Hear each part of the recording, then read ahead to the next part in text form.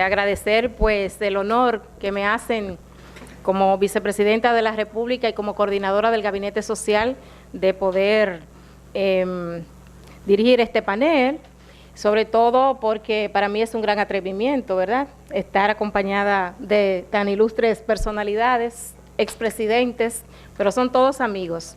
Y pues a todos nos une un mismo tema, un mismo sentir y un mismo corazón. Nos late por nuestro pueblo dominicano, por nuestra gente, para poder lograr ese anhelado desarrollo social, esa cohesión social y ese bienestar por el que trabajamos, por el que han trabajado ustedes, los expresidentes, y por el que trabajamos también desde otros organismos internacionales aquí presentes. Así es que decir que hablar de desarrollo social en América Latina y el Caribe es hablar desde dónde estamos nosotros todos, ayudando a construir capital social y capital humano en nuestra gente.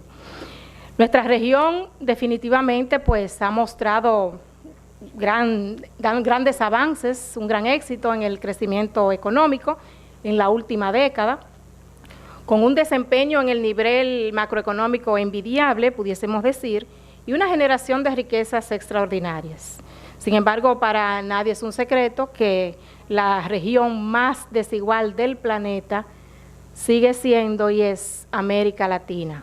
Esa es la gran paradoja que tenemos que vencer, la gran paradoja que tenemos que nosotros pues luchar contra ella. Ha dicho la CEPAL en varios documentos recientes, y permítanme citarle, los países de América Latina y el Caribe enfrentan hoy el reto de seguir impulsando los cambios significativos en la reducción de la pobreza y el desempleo, así como ampliar los incipientes avances en la distribución del ingreso, alcanzados en conjunto con la consolidación democrática, la estabilidad macroeconómica y las políticas sociales. Es muy cierto que hemos pues logrado grandes avances sociales, especialmente en la cobertura de salud, en la cobertura y acceso a una mejor educación, mejoras también en el sistema educativo preuniversitario, y República Dominicana pues es un gran protagonista de este desarrollo en educación.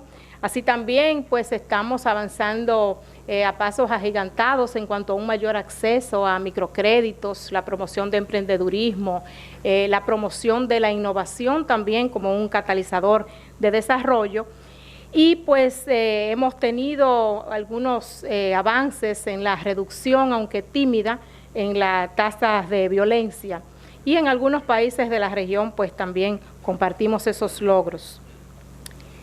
Tenemos que destacar también una notable mejoría en cuanto al acceso de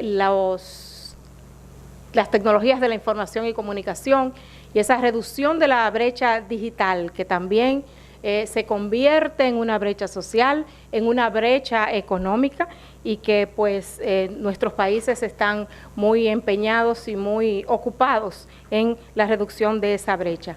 Y también debo de destacar en la República Dominicana como panorama social que estamos viviendo, pues para la República Dominicana y para mí en lo personal, y sé que también para el pasado presidente Fernández, pues el logro del Objetivo de Desarrollo de Milenio que plantea la disminución del hambre a la mitad.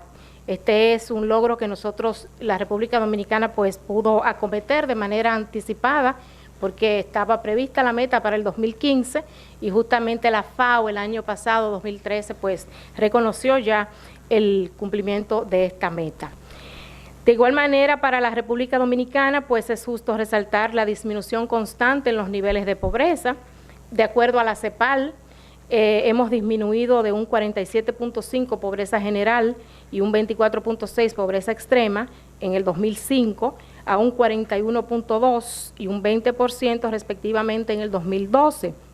Y para el 2013 todavía las cifras son mucho más positivas, y ahí pues tenemos una disminución de 40.7 pobreza general y un 20.2 pobreza extrema.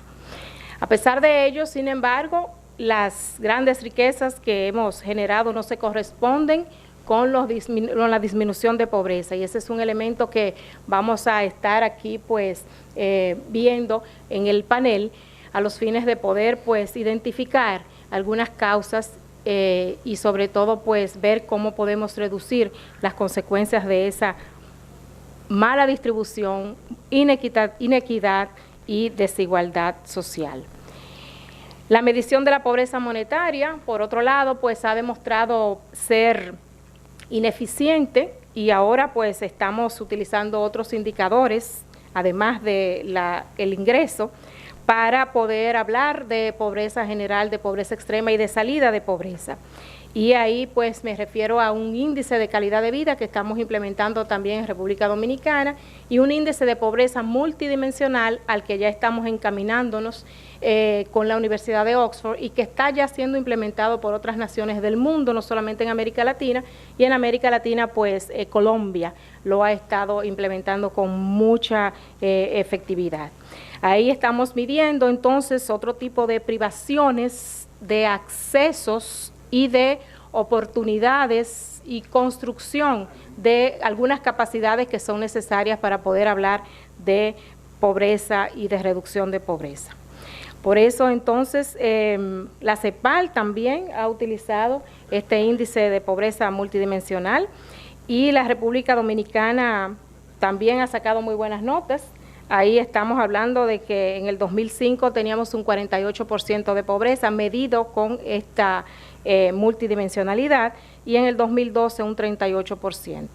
Como ven ustedes, pues, y saben también los expresidentes, se requiere una inversión social muy eficiente, muy transparente, muy focalizada, de mayor calidad y pues por eso casi todos hemos implementado programas de transferencias monetarias condicionadas, que el expresidente Lacalle también pues ha mencionado mucho en estos días, y justamente también con un argumento muy válido, y es que los programas de transferencia condicionada son justamente eso, la transferencia monetaria bajo condicionalidades. Eso es imprescindible mantenerlo, porque de lo contrario el objetivo y la finalidad de estos programas pues se desvirtúa.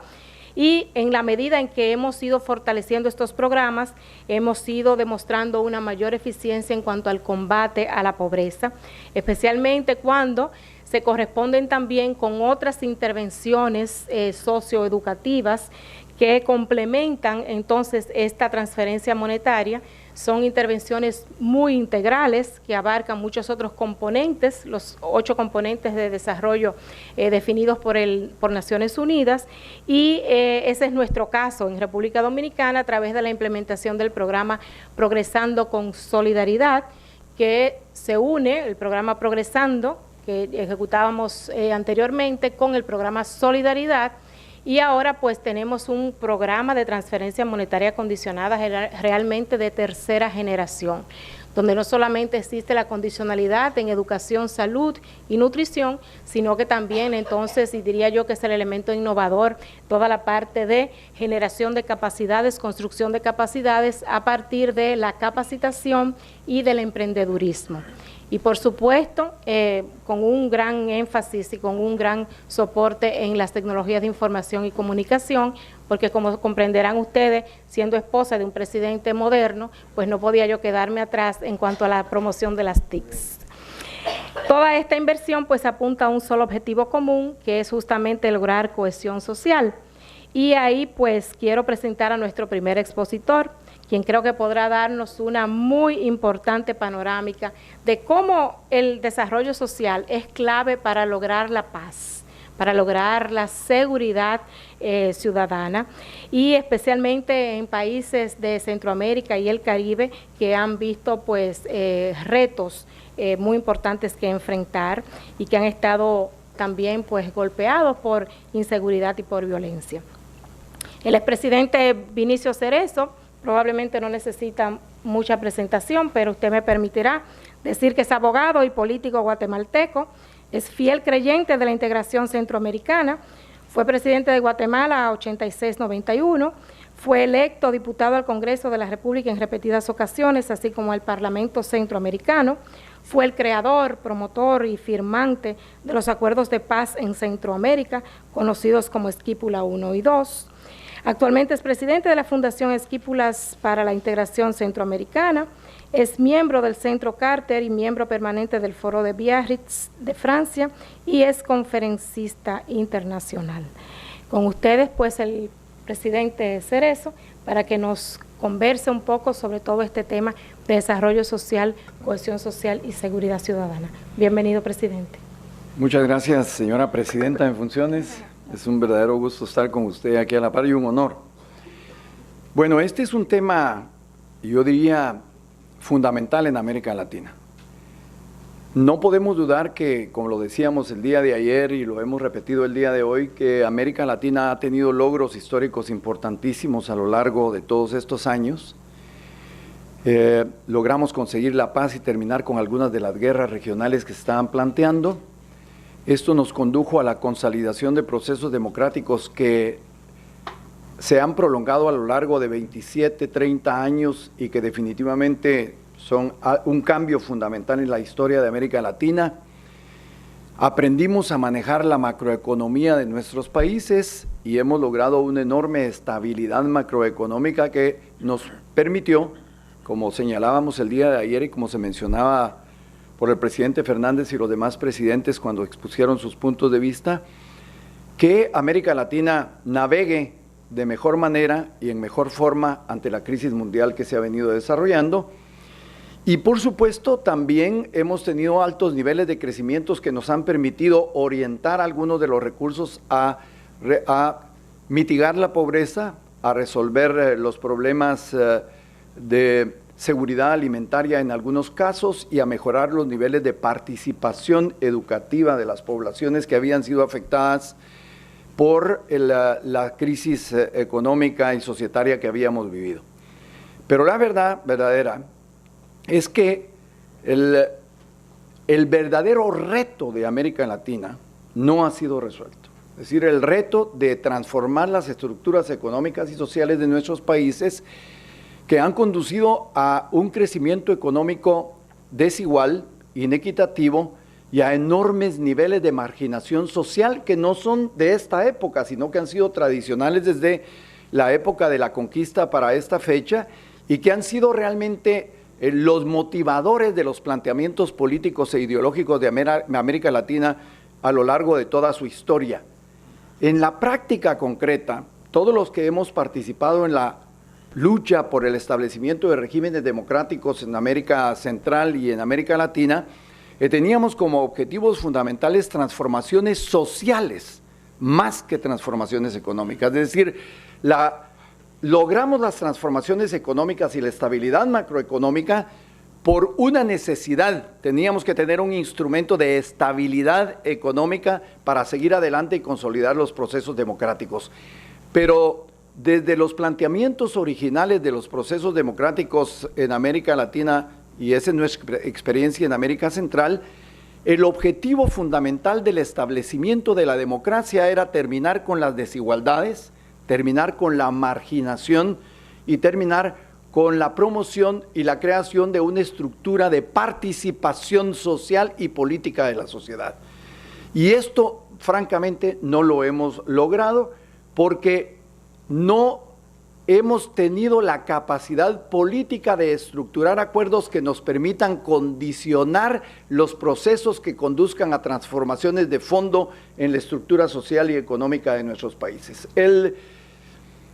De alguna manera, la ideología dominante en los últimos 20 años de la apertura de los mercados, es decir, el predominio del mercado para la conducción de la economía, esta ideología dominante del neoliberalismo o del libertarismo en algunos casos que proviene de los acuerdos de Washington de principios de los 90, nos condujo a tener que aceptar que históricamente los latinoamericanos teníamos que conducirnos a resolver primero la problemática económica con el objeto, posteriormente, de poder resolver la problemática social de nuestros grupos económicos. Pero por X cantidad de razones históricas, en el fondo no nos hemos atrevido a dar los pasos necesarios o no hemos podido hacerlo para que las condiciones sociales de la población disminuyan y mejoren. porque no se trata simple y sencillamente de resolver el problema de la seguridad alimentaria. Es decir, resolver el problema de la seguridad alimentaria y las transferencias condicionadas están dirigidas a darle el mínimo necesario a las poblaciones con el objeto de que se termine con la seguridad, se termine con las hambrunas que se han producido en algunos de los países, para resolver el mínimo de educación. Nosotros en Guatemala, en el gobierno del presidente Colón, celebrábamos que habíamos logrado al final terminar con el analfabetismo del país. Pero eso en este mundo globalizado, en este mundo moderno que exige de niveles de productividad, de participación, etcétera, hablar de terminar con el analfabetismo, que fue un gran logro para Guatemala y no lo podemos negar, es un paso muy modesto para provocar la participación y la resolución, el sentimiento de participación de la sociedad, es decir, de sentirse parte de una sociedad que lo ha tenido marginado y liquidado. Y esto, marginado y sin oportunidades para salir adelante. Y en países como Guatemala, países como Bolivia, países como otros lugares donde tenemos enormes cantidades de grupos de diverso origen étnico y lingüístico y cultural, en el caso de Guatemala, nosotros hemos seguido gobernando Guatemala para el 50% de la población. Yo creo que todo el mundo sabe perfectamente que Guatemala tiene el 50% de su población es de origen maya, con diversas expresiones lingüísticas y expresiones culturales, pero el dilema es que Guatemala es un país con democracia representativa, con crecimiento económico, en donde el 50% de su población no tiene acceso a una educación de primer nivel, no tiene acceso prácticamente a la educación, a la salud y, por supuesto, mucho menos a las posibilidades de tener una participación eficiente en las oportunidades para promover y practicar la participación en la economía de una manera con pequeñas y medianas empresas o grandes empresas de cualquier manera. Por lo tanto, en Guatemala, también como otros países de América Central, el crecimiento de la economía informal, que sí es una fuente de empleo y de solución de los problemas económicos del país, es un dilema que se ha originado en la falta de oportunidades sociales y económicas que el Estado no ha sido capaz de brindarle a esta población. Por lo tanto, yo diría que para poder mantener los logros sociales que hemos alcanzado, pero fundamentalmente para poder mantener y consolidar los logros políticos y económicos que hemos logrado, tenemos que responder al reto de transformaciones estructurales en las sociedades latinoamericanas y de América Latina, y particularmente en países como América Central, en donde la concentración de las oportunidades sigue estando en sectores con una características raciales determinadas, con características económicas y sociales determinadas y con una ausencia prácticamente completa de la participación de los otros sectores. Entonces, nos hemos puesto a pensar muchísimo cuál es el camino de la transformación. Yo diría que el gran reto para nuestros países es atrevernos a transformar estructuralmente en nuestros países y por supuesto, encontrar las estrategias para lograr esas transformaciones, y en ese sentido yo creo que debemos de reconocer que el énfasis de los últimos años en América Central y en América Latina en general ha sido un énfasis, una preocupación de carácter económico, básicamente de carácter económico. Nos hemos preocupado por crecimiento económico, por abrir oportunidades para aumentar el tamaño de nuestras economías. Hemos logrado éxitos en eso y podemos señalarlo, yo lo indicaba el día de ayer, la enorme concentración de grandes capitales latinoamericanos que han hecho incluso que algunos empresarios latinoamericanos se conviertan en parte de los 5 hombres más ricos de América Latina. Carlos Slim es un ejemplo importantísimo, pero en América Central tenemos varios empresarios que empiezan a ser considerados como algunos de los empresarios con mayor cantidad de recursos de toda América Latina. Pero esos recursos no están llegando ni al Estado y por supuesto no están llegando entonces a las oportunidades. Eso implica un reto verdaderamente profundo para que los dirigentes políticos busquemos acuerdos de mediano y de largo plazo, dirigidos fundamentalmente a hacer transformaciones estructurales que tendrían que ver con la educación, con la creación de bancas de desarrollo, con las reformas tributarias, con el objeto de que los recursos que estamos produciendo puedan llegar al Estado y estos recursos se puedan orientar a esas transformaciones estructurales que necesitamos. Entonces, yo diría que el reto, hemos resuelto la problemática histórica del conflicto, hemos resuelto la problemática de la estabilidad económica, pero tenemos el reto político de hacer acuerdos políticos y societarios dirigidos fundamentalmente a terminar con una sociedad de marginación, de falta de oportunidades y de desintegración social que produce definitivamente ausencia de cohesión social. Como lo habíamos mencionado, esta problemática, esta falta de transformaciones de fondo nos conduce a crear un caldo de cultivo y un campo fértil para el surgimiento de nuevas patologías de la problemática social y económica de nuestros países, como son el narcotráfico y el crimen organizado. Es decir, encontramos un clima muy favorable para que estas cosas se puedan producir en lo económico y social. Y en lo político encontramos un clima favorable para el surgimiento de tendencias autoritarias o de tendencias que quieran volver a plantear viejas fórmulas de autoritarismo con la justificación de que se tienen que hacer transformaciones de carácter político y estructural porque nuestra sociedad sigue siendo injusta, poco participativa y marginadora. Yo les puedo transmitir una de las angustias que tenemos en Guatemala es que los sectores no se ha encontrado, ni siquiera se ha logrado crear una cultura de aceptación de que los grupos indígenas deben de participar.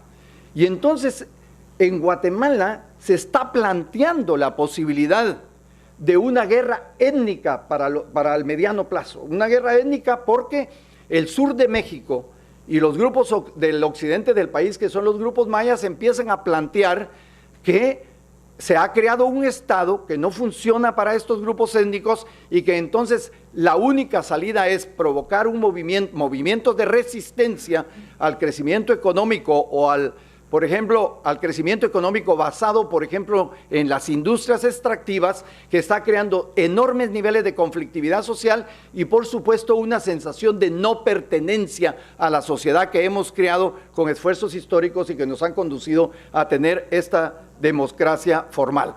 Ahora, por supuesto que este dilema, este planteamiento que pareciera ser un planteamiento estrictamente político, está ligado a la necesidad de plantear un nuevo modelo de desarrollo para América Latina y para América Central en particular.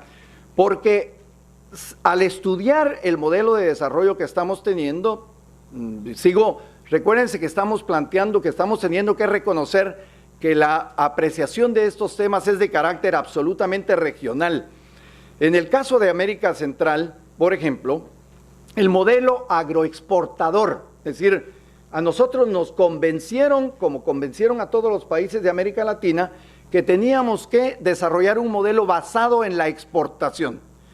Pero este modelo agroexportador de nuestros países no ha sido suficientemente capaz, ni ha tenido el crecimiento necesario, ni siquiera para poder pagar nuestras adquisiciones del extranjero. Es decir, por ejemplo, Guatemala, y yo creo que varios países de América Central, si no tuviéramos las divisas de los migrantes de los Estados Unidos, no tendríamos un déficit comercial duplicado que nos conduciría a devaluaciones monetarias incontrolables y a gravísimos problemas en nuestra estabilidad macroeconómica, lo que implica que el modelo exportador definitivamente no tiene posibilidades de salir adelante. Por lo tanto, el reto es de carácter político, tiene que estar dirigido a la búsqueda de un nuevo modelo de desarrollo y este nuevo modelo de desarrollo tiene que estar conducido, entre otras cosas y fundamentalmente para la consolidación del sistema político de nuestros países, a hacer transformaciones estructurales que impliquen provocar y crear las condiciones de la participación de todos los sectores hasta ahora marginados. Muchas gracias, presidente. Bueno, definitivamente que los organismos internacionales juegan un rol de principalía, ¿verdad?, en la generación de indicadores, asimismo como en la construcción y acompañamiento para la elaboración de programas y de proyectos que responden a la lucha contra la pobreza y el desarrollo social. Recientemente el Banco Mundial ha adoptado un enfoque que a nosotros pues nos pareció muy apropiado y además fue como música para nuestros oídos, con el lema prosperidad compartida, y que busca justamente dar respuesta a ese reto de la desigualdad en América Latina. Las preguntas entonces aquí serían: ¿cómo puede América Latina lograr la redistribución del ingreso sin detener el desarrollo económico? ¿De qué manera podemos abordar los retos estructurales que justamente nos conversaba el presidente Cerezo y que persisten en nuestro sistema institucional, lo que causa un alto nivel de desempleo y de informalidad en todas nuestras economías? ¿Cómo abordar este tema de la seguridad energética que justamente pues hace poco ha puesto sobre el tapete el mismo Banco Mundial y el gobierno de los Estados Unidos en la persona del vicepresidente Biden? Y justo acabamos de llegar de una reunión que tuvimos con él y los países de CARICOM y que ya anteriormente habíamos tenido con Centroamérica. Aquí entonces, para un poco responder a esas preguntas y poder dejar otras también para los demás panelistas, mi querido Baylis, pues quiero introducir a nuestro próximo panelista, que es Guillermo Baylis. Es un amigo economista e investigador de la oficina del economista jefe para la región de América Latina y el Caribe de Banco Mundial. Se especializa en temas relacionados a mercados laborales y temas de desigualdad y de pobreza. Entre sus publicaciones se encuentran los reportes La financiación externa de América Latina, causa de zozobra, y Desigualdad en una América Latina con menor crecimiento. Así es que quiero cederle ahora la palabra a nuestro querido Guillermo para que aborde estos temas y otros que resultan de interés al panel. Bueno, muchas gracias. Gracias por la oportunidad de participar en este foro y en este panel. En mi intervención quería hacer 3 puntos principales. En primer lugar, la experiencia en América Latina de progreso social es única, relativa al mundo y relativa a su historia. Segundo, para entender hacia dónde vamos con estos progresos sociales y qué políticas se pueden establecer para defender y sostener estos progresos sociales, es imprescindible entender las causas y los motivos que llevaron a este progreso. Y por último, en América Latina existen 2 agendas fundamentales: una de crecimiento y aumento de productividad y otra agenda de equidad social. Y lamentablemente estas 2 agendas no siempre van de la mano y a veces puede haber tensión entre ellas.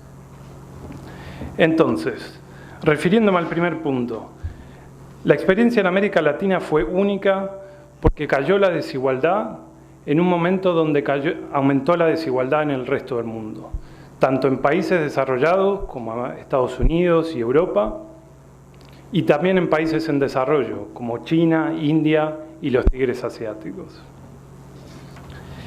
Y segundo, en un quiebre con su historia, América Latina tuvo de forma sostenida y a través de casi toda la región una caída de la pobreza y de la desigualdad.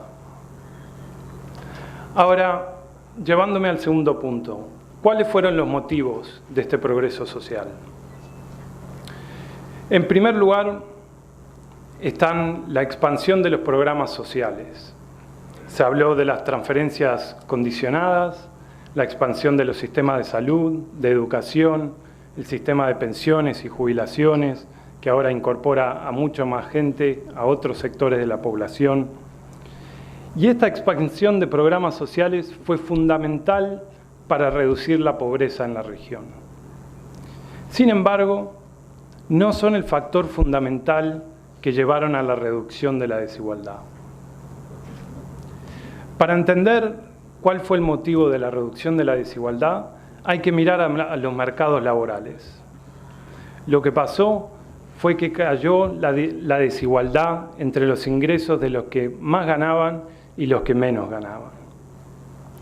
Y esto está relacionado con la caída de los retornos de la educación, es decir, el salario adicional que reciben los trabajadores por cada año adicional de educación que tienen.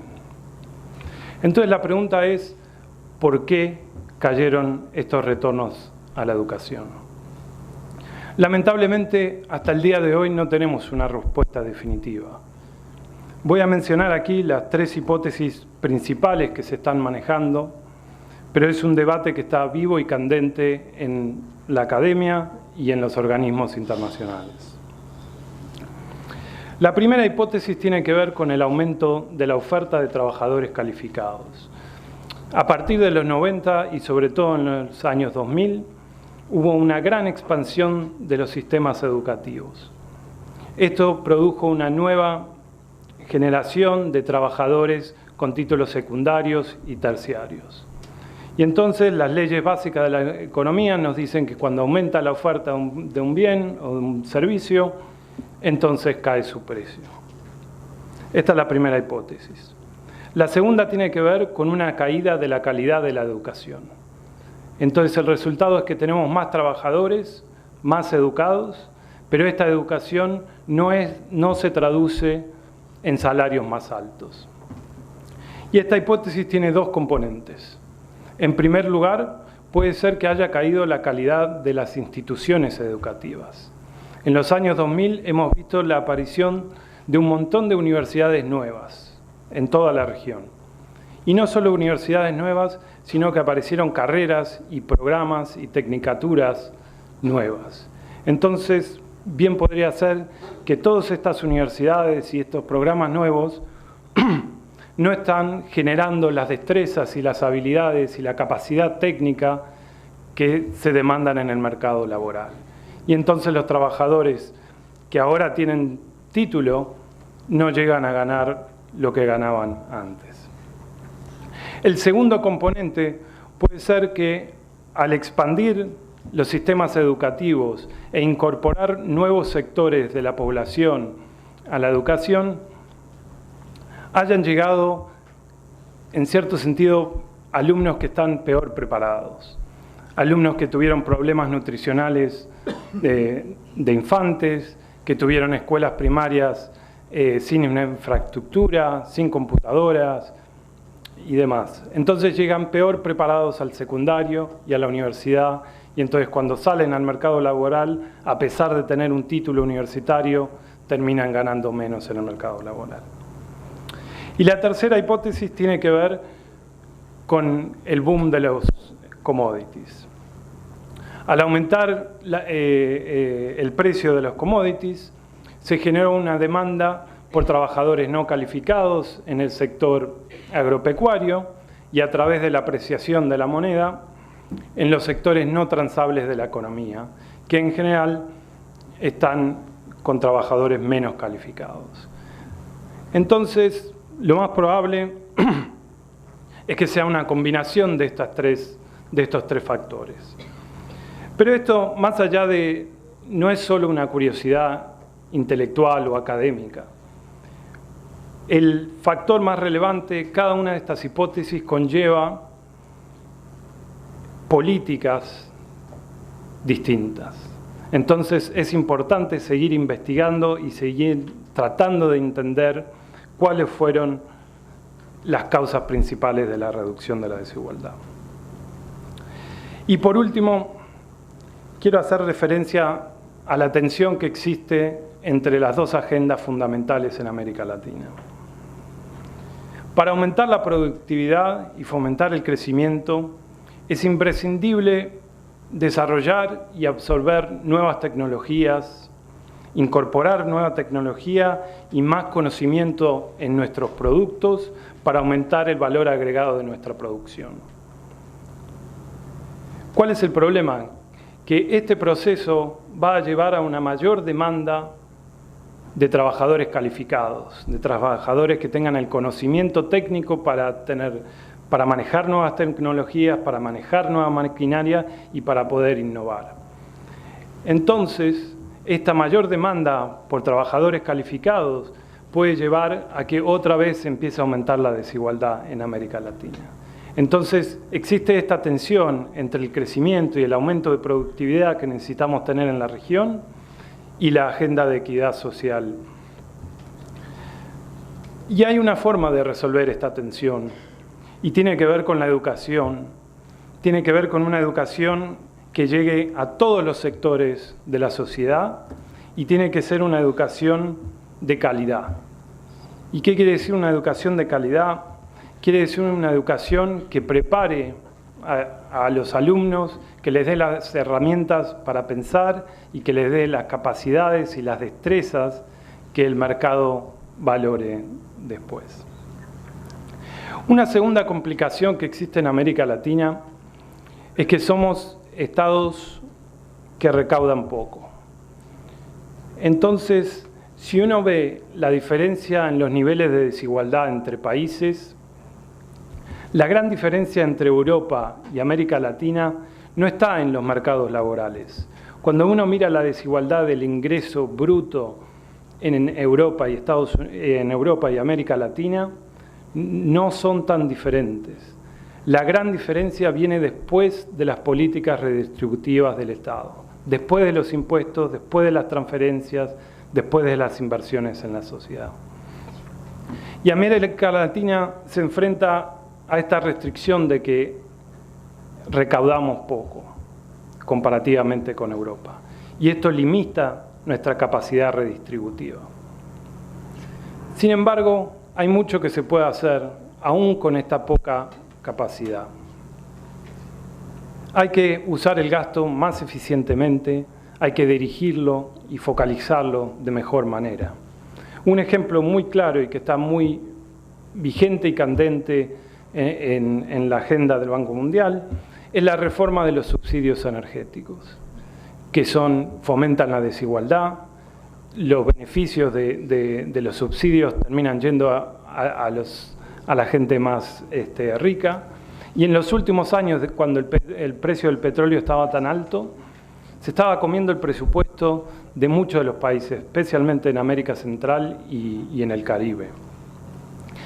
De tal forma que el gasto en subsidios energéticos, que favorece a los sectores más ricos de la población, era mucho más importante que el gasto en salud, que el gasto en educación, que son las inversiones más importantes que podemos hacer para la sociedad. Gracias. Muy bien, muchísimas gracias, Guillermo. Pues pasamos a nuestro próximo panelista, y justamente para contextualizar, en diciembre pasado, la CEPAL publicó el Panorama Social para América Latina de 2014. Es un informe de lectura obligatoria realmente para todos los creadores de políticas públicas, en tanto esto nos sirve para poder tener una guía de cómo evaluarnos y cómo adoptar entonces medidas para mejorar nuestras ejecutorias. Como de costumbre, se han presentado en este análisis las mediciones de la CEPAL sobre pobreza, medida por ingresos, así como también el análisis multidimensional de pobreza. Los números nos llaman a la acción. Definitivamente, un 28.1% de pobreza general y un 11.7% de pobreza extrema en todo el continente debe ser motivo de mucha preocupación, porque esto representa que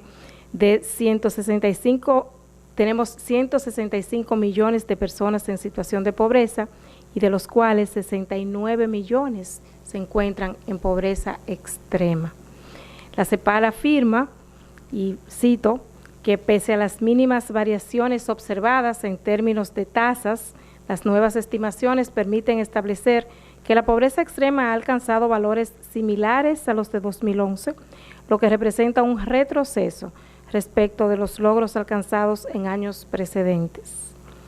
El tercer panelista que presentamos a continuación es un colaborador de este informe, es un amigo también y colaborador de la República Dominicana y del programa Progresando con Solidaridad, por lo que estoy muy complacida de presentarle y estoy segura que podrá también pues plantearnos un pequeño resumen de los hallazgos más importantes de este informe, a la vez que podrá arrojarnos luz sobre los retos que estas estimaciones plantean para el futuro de los avances sociales que hemos alcanzado, pero que todavía estamos en la mitad del camino en lo que queremos lograr. Nuestro querido Simón Cecchini es economista de la División de Desarrollo Social de la CEPAL, con sede en Santiago de Chile. Se dedica al estudio de las políticas y programas de protección social y reducción de pobreza en la región y es experto en el tema de indicadores sociales. En la CEPAL contribuye regularmente a la preparación de informes de investigación como Panorama Social de América Latina y a misiones de asistencia técnica a los gobiernos.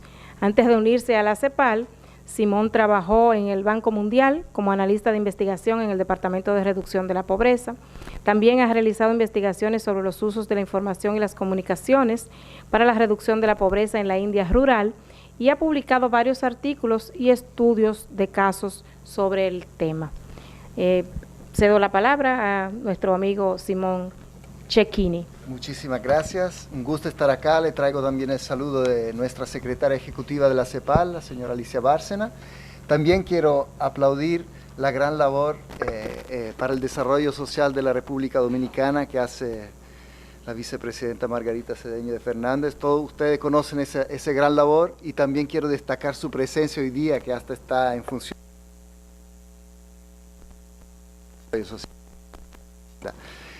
Primero que nada, sobre el panorama social, gracias por la publicidad también al informe de la CEPAL. Lo que vemos es que en 2002 teníamos, acá voy a redondear la cifra, un 44% de la población pobre, gran avance en reducción de la pobreza, alcanzamos al 2008 una bajada de 10 puntos porcentuales al 34%. Llega la crisis, igual al 2011 seguimos bajando la pobreza como región al 29% y de ahí en adelante observamos ese estancamiento del cual se ha hablado.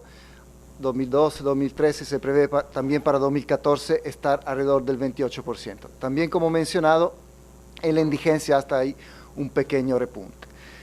En cuanto a la desigualdad, la última década, del 2002 al 2013, ha significado también un verdadero cambio. Seguimos siendo los campeones mundiales de la desigualdad, pero el índice de Gini, que varía entre 0 y 1, 0 perfecta igualdad, 1 perfecta desigualdad, ha bajado un 10%, del 0,54 a 0,49. Y en prácticamente todos los países de la región ha habido una disminución de la desigualdad de ingreso, obviamente con grande diferencia en los valores. El país más igualitario es Uruguay con 0,38, el país menos igualitario es Honduras con 0,57. También es importante ver qué hay detrás de estas cifras. Obviamente, y se ha recalcado acá, el gran motor ha sido el crecimiento, pero no cualquier crecimiento, ¿verdad? Un crecimiento que ha generado empleo y que ha significado un aumento de los salarios reales y hasta una cierta formalización en el mercado del trabajo. Entonces, es de ahí que este estancamiento se ve reflejado por la cifra de crecimiento, la tasa de variación del PIB per cápita en 2011 era 3,5, 2012 1,9%, 2013 1,5%. Ahí está el enfriamiento. Pero obviamente no hay solo el ingrediente crecimiento económico, también está el aumento de la inversión social, inversión que sí ha tenido efecto positivo sobre la reducción de la pobreza y la desigualdad, el tema demográfico que ha sido mencionado, la tasa de fecundidad sigue bajando, sea o no deseable eso, significa que hay menos dependientes en hogares y también en los hogares más pobres hay más personas que están económicamente activas. También hay que destacar la incorporación creciente de las mujeres al mercado laboral, también en los hogares más pobres, y también tendencias ya de más largo plazo, de mejoramiento en acceso por lo menos a la salud, la educación, la vivienda. Todo eso se ve reflejado, de hecho, en el panorama social por la baja también del índice de pobreza multidimensional.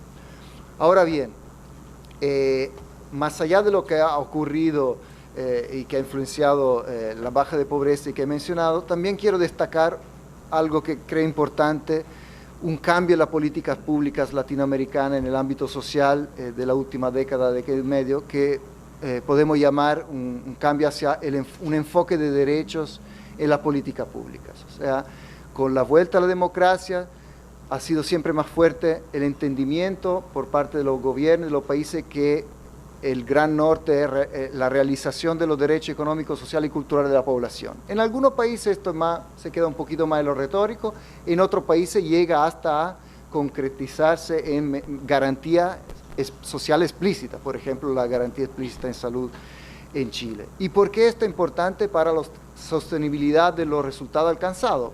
Por un lado, el enfoque de derecho, dada la indivisibilidad e interdependencia de los derechos humanos, nos obliga a tener una mirada integral, o sea, mirar lo social, lo económico, lo ambiental, lo institucional, el marco del desarrollo sostenible, que es lo que tenemos que alcanzar, ¿verdad? Si queremos desarrollarnos de verdad, tenemos no solo que mirar a la tasa de crecimiento del PIB, sino que también a un desarrollo integral. Lo segundo es que si basamos nuestra política pública en los compromisos legales, nacionales e internacionales, esto sí nos permite de cierta manera transformar las políticas públicas desde política de gobierno a verdadera política de Estado. Hay ejemplos concretos, si miramos la experiencia de programas como el Progreso en México, que después se vuelven oportunidades y ahora en Prospera, es un programa en el cual se ha puesto mucha énfasis en la transparencia, la presencia de reglas de operaciones que ha podido resistir diferentes cambios de gobierno. Otro punto que creo importante desde la CEPAL, creemos fundamental para mantener los logros en lo social, es seguir fortaleciendo el pilar solidario de la protección social. ¿Qué significa el pilar solidario? Sería exactamente toda esa serie de beneficios sociales a los cuales los ciudadanos acceden no simplemente porque han tenido acceso al mercado formal del trabajo, como bien se mencionó el día de ayer, gran parte de los trabajadores de la región todavía están en el mercado informal donde no hay acceso a la seguridad social. Entonces queda todavía ese reto. Hemos avanzado muchísimo, Dominicana un ejemplo. Hoy en día 127 millones de personas viven en hogares que participan de los programas de transferencia condicionada, alrededor de 18 millones de adultos mayores reciben una pensión social, pero eso no significa que no hay excluidos. Todavía lo que los técnicos llaman errores de exclusión son muchos. Hay muchas personas que debieran estar en esos programas y que no están, si bien también hay errores de inclusión que son los primeros que van en la prensa, la persona que está en el programa y no debiera estar. Y para los políticos le cuesta mucho más el error de inclusión a veces que el de exclusión que no hace noticia. Pero hay que seguir fortaleciendo la protección social no contributiva, ese pilar solidario, porque la pobreza infantil es muy fuerte en la región, sigue siendo muy mayor a la pobreza en cualquier otro grupo etario. También hay que proteger a los ancianos y también proteger a los adultos en edad de trabajar de los vaivenes de la economía, que son ya una constante de nuestra economía y no la excepción, ¿sí? La volatilidad. También tenemos que tener una mirada en lo social para que nuestra política sea sustentable, un poco un cambio de mirada de, por cierto, atender a las necesidades de la población más pobre y más vulnerable. El mismo enfoque de derecho nos dice que hay que partir por ahí, pero tenemos que tener un horizonte de universalidad. Obviamente, según la capacidad de los países, hay que avanzar de manera progresiva, pero nuestras clases medias demandan de protección. Se sienten a veces como el famoso jamón del sándwich, ven que a los más pobres llegan algunos beneficios sociales, ven que la clase alta tiene acceso a buenos servicios privados de educación y salud y la clase media siente que no le llega nada. Entonces tenemos que responder a eso, construir sistemas universales de salud, tenemos que tener educación pública que garantice que todos los niños, desde la preescolar hasta la educación media, tengan educación de calidad y en lo público, porque la clase más baja no tiene recursos para insertarse en la excelente educación privada que tenemos en el continente. Este desafío de universalización y de mejor calidad es fundamental para aumentar la cohesión social, porque también si queremos coaliciones que sostengan nuestra política pública, no podemos pensar solamente los beneficios a los más pobres.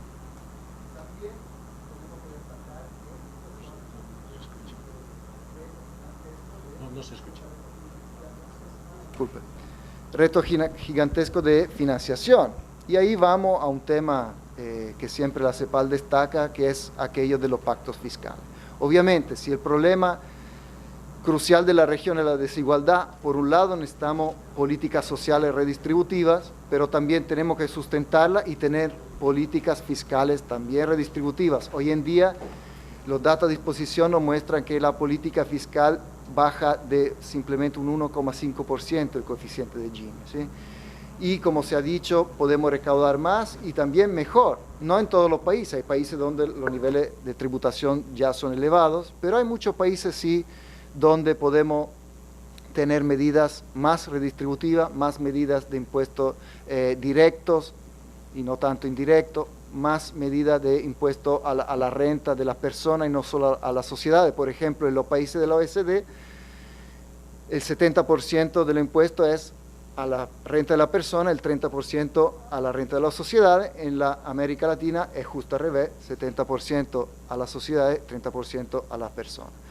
Tenemos entonces espacio para reforma tributaria. Esto no significa que sea fácil. Podemos mirar ahora el coraje del gobierno de Chile, que ha implementado una gran reforma tributaria que va de la mano con una reforma del sistema educativo. Esos son los temas que hay que tener coraje y a los cuales hay que apuntar. Muchas gracias. Muy bien, muchas gracias, Simón. Yo creo que hemos tenido una panorámica bastante amplia de cuáles son pues esos rezagos sociales en lo que tenemos que trabajar e implementar con presteza y firmeza. Y definitivamente uno de esos retos pues también lo planteas como la continuidad de esas políticas de gobierno que se conviertan también en políticas de Estado, porque si algo hemos aprendido es que justamente las reformas sociales, para que puedan tener impacto, tienen que construirse con una previsión de mediano y largo plazo. Y para eso la institucionalidad resulta vital y muchos de estos programas sociales, programas de protección social, pues han surgido al margen de ese entramado institucional requerido, porque se tratan de medidas transitorias, medidas que han venido a aliviar situaciones de vulnerabilidad, que han venido a compensar también impactos de las crisis financieras y económicas que hemos vivido y que justamente pues tratan de sobreponer, ¿verdad?, esa clase tan marginada y vulnerable que hemos arrastrado durante tantos años. De ahí que promover un liderazgo, entonces con sentido social, resulte tan importante y que los funcionarios y servidores públicos pues también tenemos que formarnos en cuanto a la trascendencia y el rol de principalía que tiene el desarrollo social en las políticas públicas y en las ejecutorias de gobierno. La siguiente panelista pues nos va a poder dar una visión de esa necesidad de liderazgo social y que se manifiesta en una concepción política de desarrollo social, donde los jóvenes aprovechan también esas nuevas formas de comunicación que nos permite esta web 2.0, las redes sociales, y que pues ha ampliado la participación política, no solamente de la juventud, sino también pues de otras clases excluidas, generando más equidad en la participación, más inclusión, y promoviendo también un liderazgo más humano, con sus retos y desafíos, pero también con muchas bondades, porque brinda más y mejores oportunidades.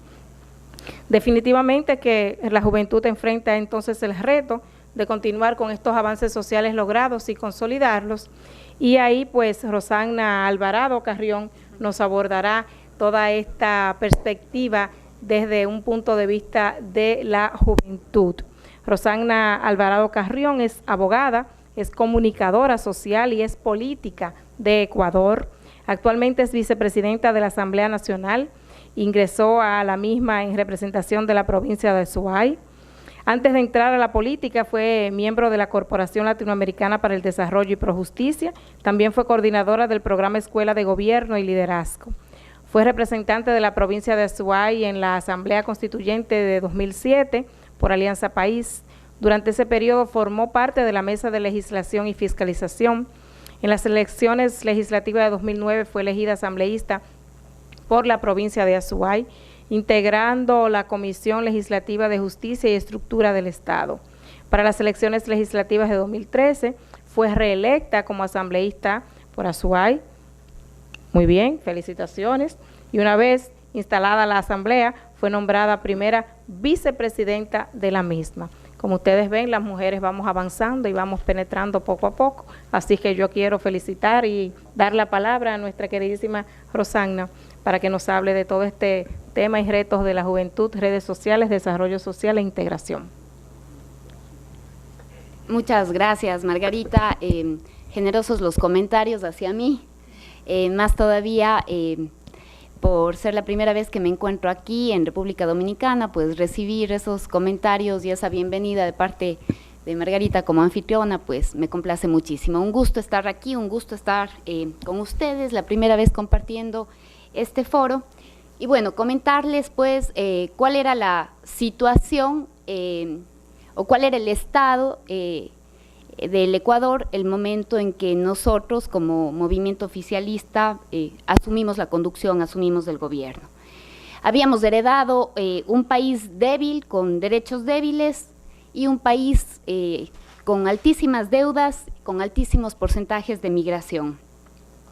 Nosotros habíamos sido los aplicados que habíamos dado paso a recetas y a fórmulas que se consideraban pues las inevitables para sacar adelante a los países y a los pueblos. Pero esas medidas nos llevaron y aceleraron el camino del Ecuador hacia un desmantelamiento del Estado, la reducción de la educación, de la salud pública, la privatización de las grandes empresas nacionales, y se abandonaron las principales decisiones políticas para satisfacer los poderes de los mercados. Eso más o menos era el contexto que nos llevó primero a hacer una oportunidad de gobierno, a plantear una tesis de gobierno, y luego también a reformular los pactos políticos a través de una convocatoria a Asamblea Constituyente que marcó unas propuestas diferentes y unas definiciones distintas para el mismo Estado a partir del año 2007-2008 que se aprobó la Constitución, ¿no? Así que esto no es nada personal, como decía una canción del legendario grupo Soda Stereo. No es nada personal, estamos hablando de negocios. Y esa es la portada de Forbes. No es nada personal, solamente negocios. Y hablamos otra vez de dónde está acumulado o quién acumula la mayor parte de la riqueza mundial, y resulta que apenas, ese es un dato escandaloso, un dato que nos debe, por supuesto, llenar de vergüenza, un puñado de personas que bien podrían caber en un vagón de ferrocarril o de tren, acumula más de la mitad de la riqueza mundial. Eso naturalmente llama la atención para todos. Es un reportaje que nos habla de que los 85 más ricos del mundo acumulan la misma riqueza que la mitad de la población. Esa pequeña élite favorecida y privilegiada no es obra ni cuestión del azar, sino es el resultado de la manipulación de las reglas políticas que les favorecen, pero deprimen a todo el mundo. Y me voy a referir a lo que hace un momento pues señalaba, y lo señalaba bien el presidente Cerezo. Decía, América Latina tiene también algunos cuadros que constan en esa lista mundial. Y aquí está un brasilero, Jorge Paulo Lemann, un patrimonio de más de 23.600 millones de dólares, ¿no es cierto? Y bueno, el siempre ponderado millonario Carlos Slim, mexicano, que tiene un patrimonio de más de 74.000 millones de dólares. Solamente estas dos fortunas, ojo que estoy hablando de dos fortunas, juntas estas dos fortunas alcanzan 98.000 millones de dólares, dos fortunas, en el mismo continente donde 167 millones de personas sobreviven en situación de pobreza y donde alrededor de 70 millones viven o sobreviven o se arrancan en la pobreza extrema de acuerdo a los datos que nos daba la CEPAL. Pero esto, en este contexto tan complejo, tan doloroso, en el Ecuador la situación es diferente. Damos pasos y estamos caminando, como América Latina también ha señalado, como algunos de los países pues arrojan y muestran unos datos que por supuesto nos dan cuenta de que estas no son las sentencias, no es más la premonición para nuestra región, hay pasos y hay medidas que hay que atreverse a dar, también como decía el presidente Cerezo.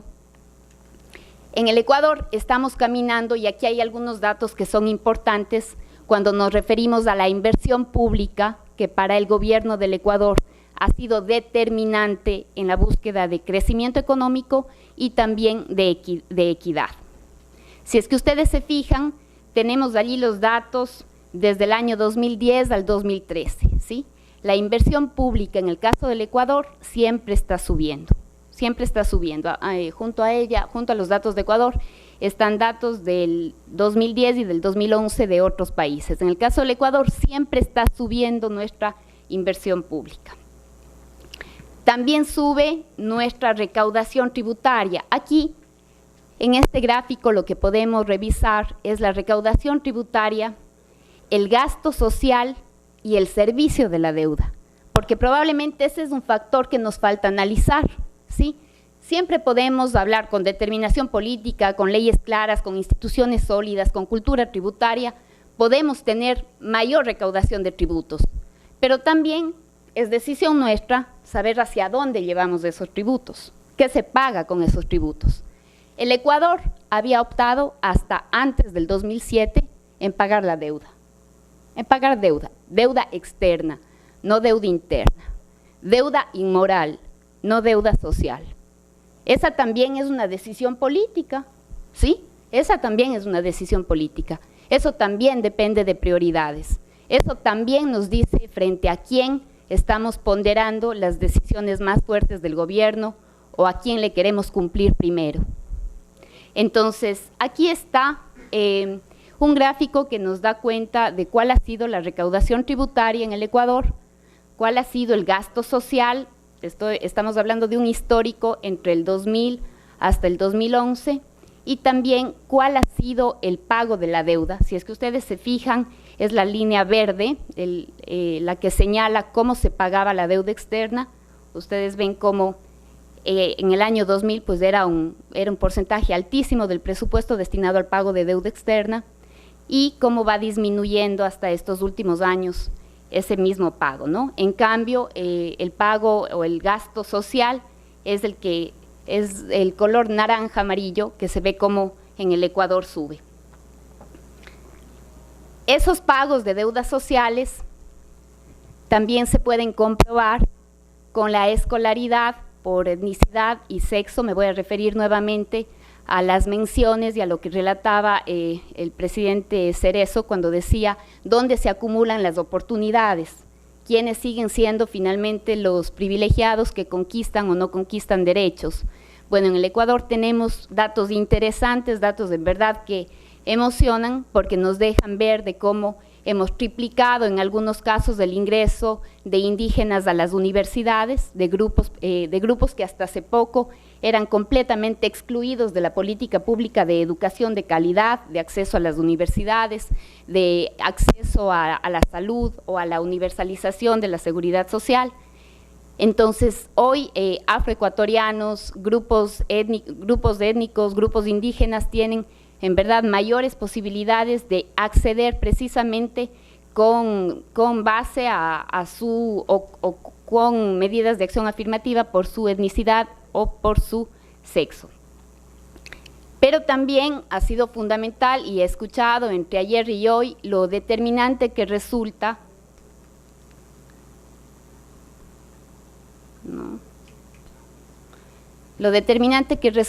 hablar al mismo tiempo de unos cambios de matrices productivas y hablar, por supuesto, del papel fundamental y básico que resulta para América Latina la innovación, la educación, la ciencia, la tecnología, lo inagotable de las ideas, de la nueva tecnología. Y allí tenemos los datos del Ecuador invirtiendo en educación superior de calidad. En educación superior, pues no hay quien nos gane, podríamos decir. Esos son los datos de inversión del Ecuador con respecto al PIB, el 2,12 entre el 2001 y el 2010. Allí está el avance histórico que le significa al Ecuador como una política pública muy definida de parte del Estado ecuatoriano, la inversión para la educación superior de calidad. En el coeficiente de Gini, pues también los datos son de la CEPAL, y en este gráfico los datos son de la Secretaría de Planificación del Estado ecuatoriano, datos que, como lo mencionaba Simón, pues ya la CEPAL ha anunciado lo que ha sucedido en América Latina con respecto al coeficiente de Gini, que mide la desigualdad. Pero ¿qué es lo que, a pesar de todos estos anuncios, pues en la mañana se decía, bueno, los académicos les dicen muchas veces a los políticos qué es lo que hay que hacer? Lo más complicado resulta cómo hacer. Nosotros consideramos que la única entidad que puede intervenir significativa y determinadamente en la reducción de las desigualdades es el Estado, naturalmente, es el Estado. Pero para esa intervención el Estado debe estar resguardado y protegido para tener los fondos que satisfagan sus inversiones en salud, en empleo, en educación, en aseguramiento universal o en educación superior. Las élites mundiales le acusan de manera permanente e insistente al Estado de todos los males económicos y tal vez por esa misma razón han sido las élites mundiales que acumulan, las que le acusan al Estado y le desfinancian al Estado. ¿Sí? Entonces, frente a eso, hay unos datos importantes que también a nivel internacional se han expuesto. Según el Tax Policy Center de Estados Unidos, desde 1970 la carga impositiva ha bajado para los ricos en 29 de los 30 países de donde provienen los datos. 29 de los 30 países ha bajado la carga impositiva para los ricos. Pero en este mismo periodo, hablando desde 1970, las guaridas fiscales han trepado vertiginosamente. Según The Economist, las 50 o 60 guaridas o paraísos fiscales son el destino de apenas 20 millones de millones, presidente Fernández. Entonces, 20 trillones de dólares, ayúdenos usted con esa buena aclaración que nos daba ayer, de cuánto estamos hablando, desde cuándo estaríamos hablando. 20 trillones de dólares, casi el doble del PIB estadounidense. ¿Qué es lo que necesitamos? Definitivamente, y esto lo reporta Oxfam, y bien puede aplicarse con voluntad política, con determinación, con atrevimiento, un combate global a la evasión impositiva y a los paraísos fiscales. Eso lo dice Ricardo Fuentes Nieva de Oxfam. Un sistema impositivo más progresista, un salario digno, por supuesto. La élite mundial está imponiendo políticas de Estado que los favorezcan, eso en verdad es muy complicado, estados al servicio de las élites, y eso deviene, o eso pronostica, o eso vaticina un peligro de ruptura del contrato social. Eso le pone en peligro a la convivencia de los pueblos y a la convivencia de la humanidad. ¿Qué decimos nosotros? Todo el control posible no vamos a ser compasivos ni benévolos, todo el control posible para la evasión, para la elusión tributarias. El Ecuador ha emprendido una fortísima campaña de recaudación tributaria, hemos cuatriplicado nuestra recaudación tributaria sin haber cuatriplicado la carga impositiva, pero en el Ecuador por primera vez hemos llegado a tomar medidas muy fuertes para quienes han sido los tradicionalmente evasores de impuestos, entre ellos pues de los grupos económicos más fuertes del país, más fuertes del Ecuador. Ahora ellos, inclusive con sus bienes, han tenido que responsabilizarse por la evasión tributaria. También todo el control para el establecimiento de monopolios y oligopolios, todo el control para el escape y para la fuga de capitales nacionales para enriquecer paraísos fiscales, todo el control para las trampas con activos tóxicos de bancos o de banqueros, en definitiva, todo el control para el capital especulativo financiero. Toda la libertad, en cambio, para la creación, para la innovación, para la experimentación de los pueblos con tecnología, con investigación, con educación superior de calidad, de primera, toda la libertad para adaptar los logros mundiales que necesitamos en nuestros países, para el establecimiento de nuevos emprendimientos productivos, los grandes, los medianos, los pequeñitos, los de la economía popular y solidaria, toda la libertad para la soberanía. Estos son pues algunos datos desde el Ecuador, Margarita. Muchas gracias. Gracias, Rosana, muy amable. Bueno, pues la verdad es que nos hemos pasado el panel hablando de retos, también hay algunos avances. Y sin embargo, quiero mencionar un reto final, que es el que enfrentamos para lograr la consolidación de esos tímidos avances sociales que hemos tenido en nuestros países y de la capacidad también que podamos tener para evitar un retroceso que siempre resulta ser una amenaza frente a posibles crisis económicas o financieras como la que ha sucedido recientemente o de la que todavía no salimos y esperamos que no volvamos esta generación a ver otra similar.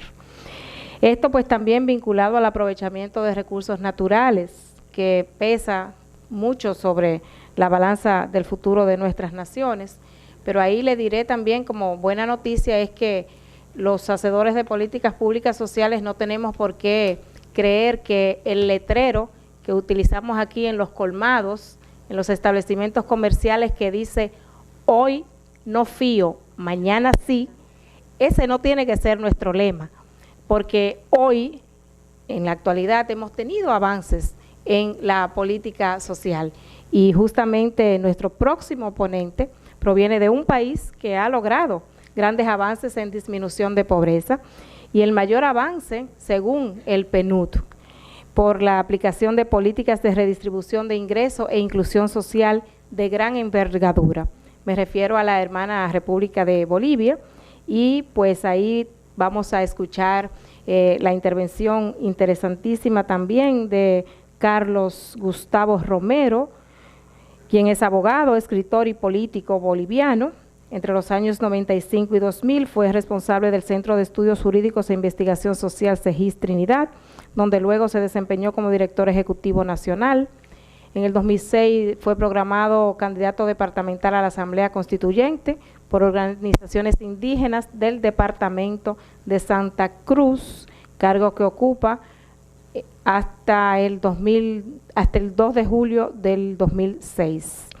Carlos Romero, luego de una serie de cargos, fue nombrado en el 2010 como ministro de la Presidencia hasta el 2012 y en el julio del 2014 renuncia al cargo de ministro de Gobierno para habilitarse la candidatura como primer senador por el departamento de Santa Cruz en las elecciones generales de Bolivia de 2014. Es autor de varios libros, entre ellos Proceso Constituyente Boliviano, Temas de la Agenda Nacional, Constituciones Comparadas y Aprobadas, La Tierra como fuente del poder económico, político y cultural, entre otros. Y aquí entonces quiero pasar la palabra y dar la bienvenida a nuestro querido amigo y colega Carlos Romero. Muchas gracias. Quiero saludar muy respetuosamente a los presidentes, a la señora presidenta, agradecer la hospitalidad, la invitación de los organizadores y saludar la presencia de todos ustedes. Tal vez conviene partir de un contexto general acerca del estado de situación en el que nos encontramos en este momento en la región, donde indudablemente un debate es el que marca el ideario que actualmente vivimos. Todos vamos a convenir en que el orden mundial se encuentra en una situación crítica, independientemente de que haya manifestaciones de resolución de algunos factores críticos, pero seguramente nuestros posicionamientos van a variar en función de las dimensiones asignadas a esa crisis. Para algunos se trata de una crisis de orden estructural que pone fin no solamente a un ciclo de desarrollo, sino también a una época civilizatoria. Otros dirán que se trata de una crisis cíclica con algunas manifestaciones estructurales, pues no solamente en la crisis financiera, la desaceleración de la industria en los grandes países capitalistas, el déficit fiscal en los centros de poder capitalista mundial, en fin, se presentan como manifestaciones de esta crisis, sino que además las manifestaciones de crisis climática, alimentaria, hídrica, institucional y paradigmática nos advierten de la presencia de algunos factores estructurales, además de factores cíclicos. Independientemente cuál sea la perspectiva, todos vamos a convenir en que el orden mundial está transitando a profundas transformaciones. E indudablemente el desafío está marcado por la definición de nuevos paradigmas, la definición de un nuevo modelo de desarrollo económico-social, pero también de una nueva configuración del sistema político, del sistema democrático. En el caso boliviano, hace una década, el país inicia un proceso de profundas transformaciones, las más importantes de toda su historia, que básicamente tienen como punto de partida lo que hemos denominado las tres fracturas de Estado. Bolivia había estructurado un Estado divorciado de su economía, divorciado de su sociedad y además un Estado fracturado, divorciado de sus regiones. El divorcio del Estado con la economía obedecía fundamentalmente a la aplicación histórica de un modelo de desarrollo primario exportador en el contexto de la aplicación de una estrategia de desarrollo capitalista de enclave, ¿no es cierto?, donde la extracción de recursos naturales cíclicamente vinculada a la demanda del mercado externo había externalizado el excedente económico, de donde devenía una situación de desarrollo regional o territorial compartimentado, una estructuración social altamente fragmentada y una organización político-institucional del Estado que no alcanzaba suficiente nivel de legitimidad y de gobernabilidad. En nuestra historia tuvimos registrados 60 golpes de Estado y 15 convenciones constituyentes que fingían legitimar generalmente cuartelazos militares, de donde nuestra situación de bajo legitimidad del Estado y de alta ingobernabilidad constituían características de nuestro acontecer político. Probablemente el origen de nuestros males tenía que ver con el no control del Estado sobre la riqueza nacional y la no definición de políticas públicas que prioricen el interés colectivo. Por tanto, una de las primeras medidas que se adopta fue la nacionalización del gas y los hidrocarburos, producto de una larga movilización colectiva, que permite al país la recuperación del control de su excedente económico. Un país primario exportador, que no controlaba sus sectores estratégicos económicos, carecía no solamente de soberanía política para tomar decisiones de interés colectivo, sino sobre todo carecía de soberanía económica que garantice la base material de la reproducción de su vida colectiva. Entonces, la recuperación del excedente económico fue una medida importante que le dotó de base material al denominado proceso de cambio o revolución democrática y cultural que se impulsa en Bolivia. Esta recuperación del excedente económico, junto a la bonanza de los precios de las materias primas en el contexto internacional, ha determinado que multipliquemos en 10 veces la participación estatal en la renta petrolera. Una segunda medida ha sido la de regular una estructura económica altamente heterogénea. Seguramente esta es la característica de muchos países de la región, la estructura económica heterogénea de acuerdo a la categorización clásica cepalina. Se le puede dar una suerte de varias connotaciones conceptuales, ideológicas a esta estructuración económica heterogénea, que deriva en la configuración de una formación social abigarrada, decía un pensador clásico nuestro, o de un Estado multicivilizatorio, dice nuestro vicepresidente García Linera.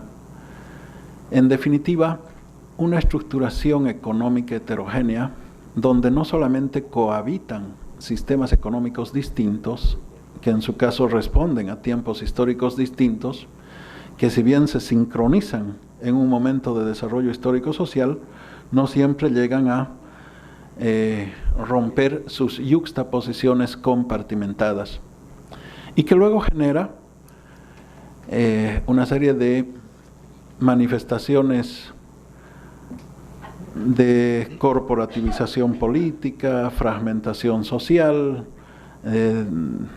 compartimentalización regional, etc. Marca la coexistencia de distintas civilizaciones en realidad que no llegan a complementarse entre sí.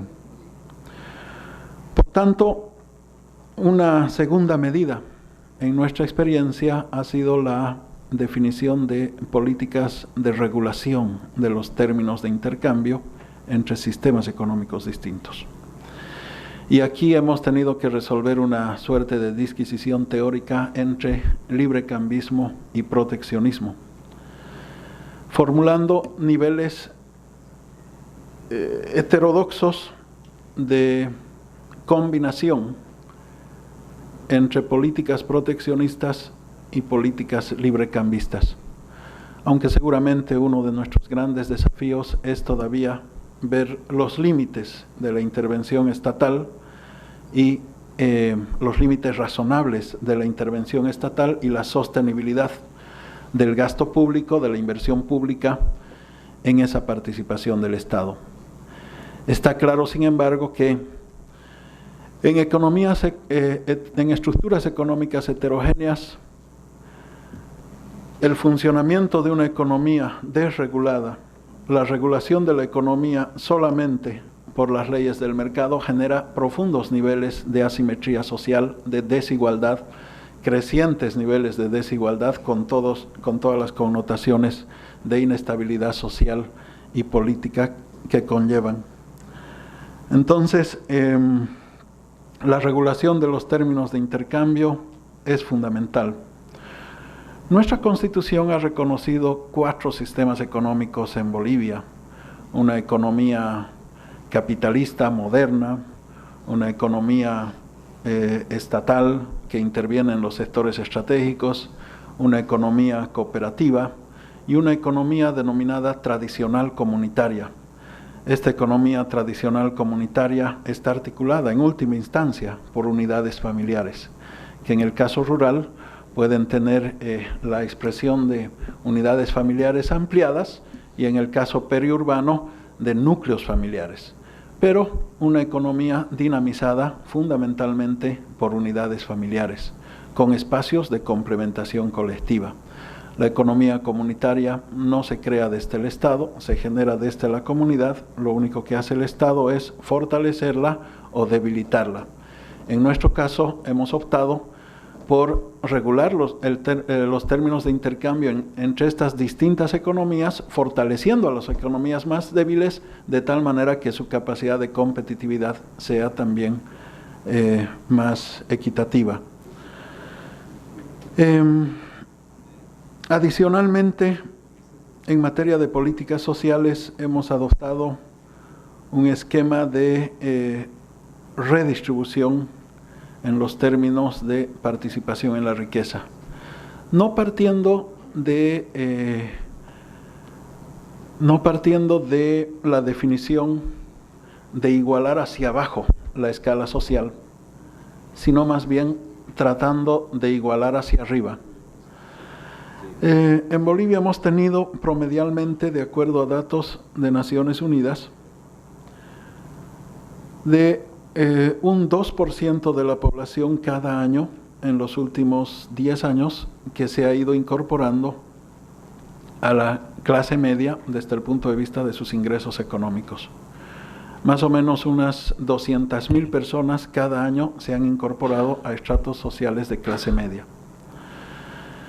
Esto es significativo porque nos ha permitido ampliar la capacidad de demanda interna, fortalecer el aparato productivo, sustituir, en definitiva, un modelo de desarrollo orientado hacia afuera y exclusivamente subordinado a una dependencia primario exportadora por un potenciamiento del aparato productivo interno, lo que seguramente ha favorecido también alcanzar niveles de crecimiento económico que han sido sostenibles en los últimos años, pero sobre todo que han logrado también una mejor participación de la población en la riqueza.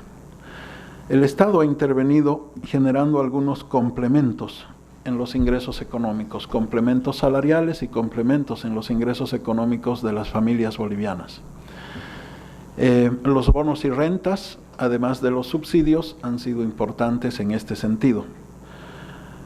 Fundamentalmente destacan un bono denominado Juancito Pinto, que está dirigido a los niños y jóvenes en edad escolar, una asignación de dinero anual destinada a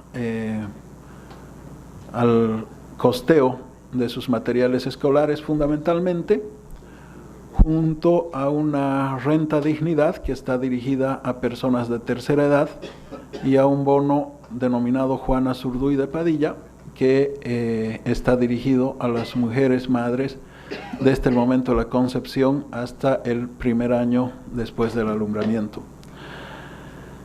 Estos bonos y rentas han beneficiado de manera directa a una tercera parte de la población boliviana, pero seguramente han tenido una incidencia significativa en la movilización de recursos económicos que han permitido un mejoramiento de la capacidad adquisitiva y consiguientemente un potenciamiento productivo nacional.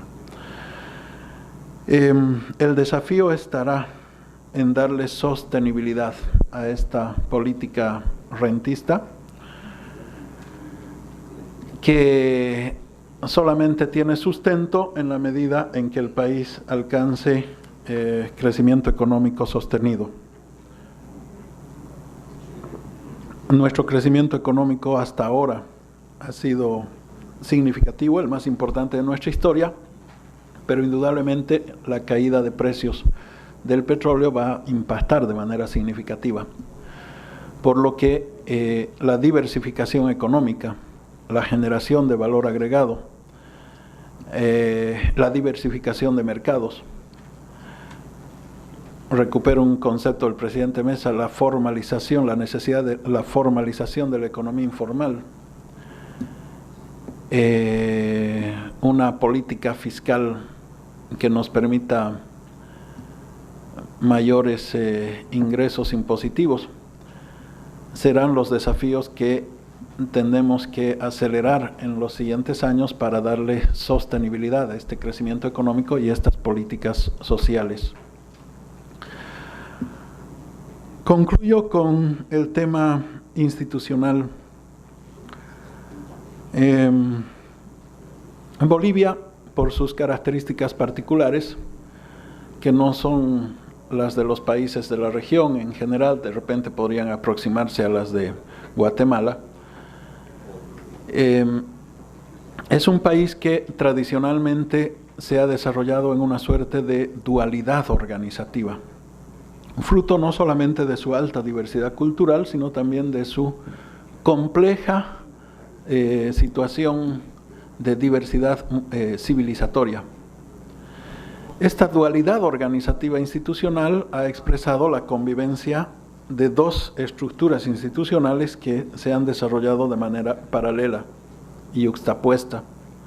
Una estructura institucional liberal, moderna, republicana, legítima, que responde a una civilización moderna que tiene como referentes los valores, las entidades, los paradigmas eurooccidentales, y una institucionalidad ancestral, tradicional, indígena, originaria, que tiene como referente las culturas y civilizaciones ancestrales de nuestros pueblos originarios.